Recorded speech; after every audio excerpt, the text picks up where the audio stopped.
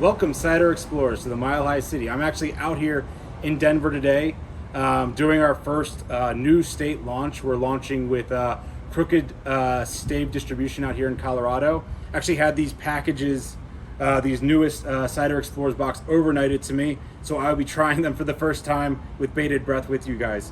We're going to start off with this mammoth of a tasting for this go around. This is our Imperial ciders. Now, this is a project that I've been super excited about for almost 5 years now.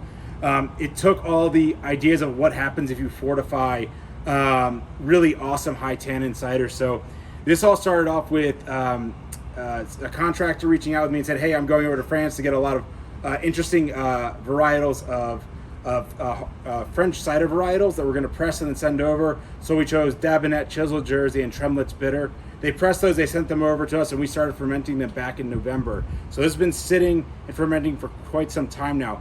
We then took that cider, which was about 6% ABV, and fortified it and added Champagne and Brettanomyces yeast to it, and added bittersweet concentrate to boost that all the way up to 11% ABV. And then we finished each of one of these uniquely with a different spirit touch, and then some wood as well.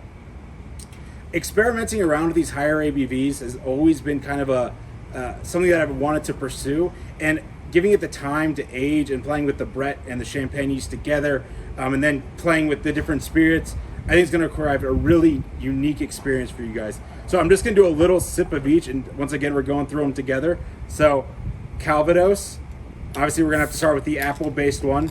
Calvados, obviously being French apple brandy. Now you're going to see the color in this stuff is pretty darn brown. That is from the high tannin of the cider itself and the high concentration of that tannin. So let's give it a sniff. Oh yeah, like right off the bat, you're getting, it's also finished with a little more French oak on top of the Calvados, already aged in that French oak, and you're getting a lot of those notes right off the bat.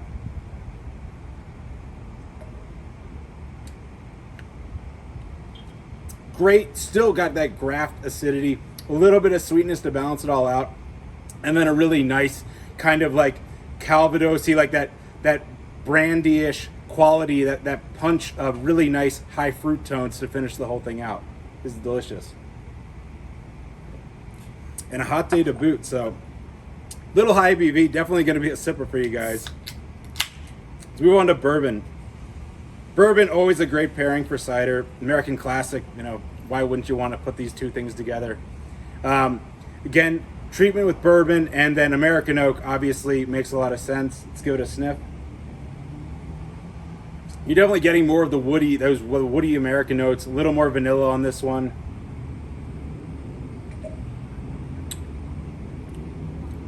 A lot of great bourbon notes in this. I'm getting some of that charred oak barrel in it as well. Again, another great sipper.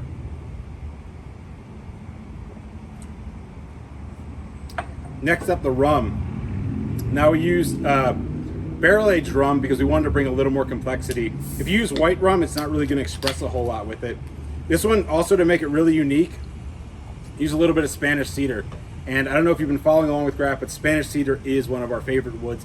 It combines this really cool, almost like grapefruity woodiness that you won't find anywhere else in a lot of other woods out there. So we love using it as a nice counterpoint. And to rum, it just makes a lot of sense. And right off the nose, ton of Spanish cedar, which is, to me, just an amazing, it's going to be, I'm expecting an amazing experience from this drink.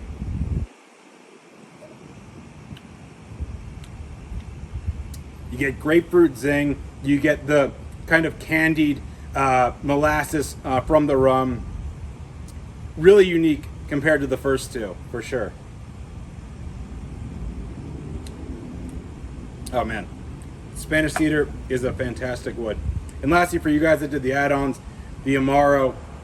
What more can I say? Amaro is absolutely fantastic in any drink. We decided to do this one special just because Amaro is a little more, you know, out there in the world of cider. But we thought the high bitterness along with the balancing of the fruit is just going to give you a really great experience.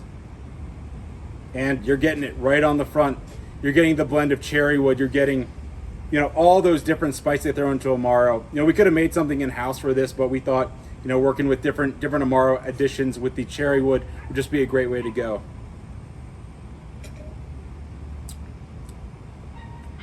Yeah, that is absolutely Amaro. Good acid balance to it, and absolutely delicious. Like I said, this has been a dream come true. I'm glad you guys all get to enjoy them with me. That being said, let's transition over to the newest book of Nomad, Captive Strangers. Now, this one is a blueberry pineapple slushy cider. So again, we're fermenting half of the fruit, the blueberry and the pineapple together, and then sweetening with the other half of this. We finished this off with blue spirulina for some really nice color. Again, you know, it's all about nostalgia with these ciders. Bringing in great color, bringing in a blast of pineapple, the blueberry accents. You can just see it's coming through real nice and vibrant, you know, just like the corner store slushy ciders, or slushies that you would get as a kid. A lot of great pineapple notes on the nose, a little bit of blueberry underneath.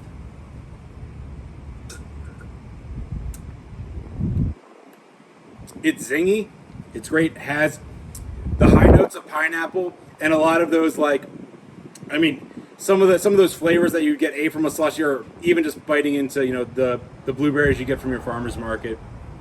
You know, I'm starting to feel the heat. I know most of you guys are as well. We just getting out of the heat wave, so you know, good time to crack open some ciders. And until next time, enjoy, Cider Explorers.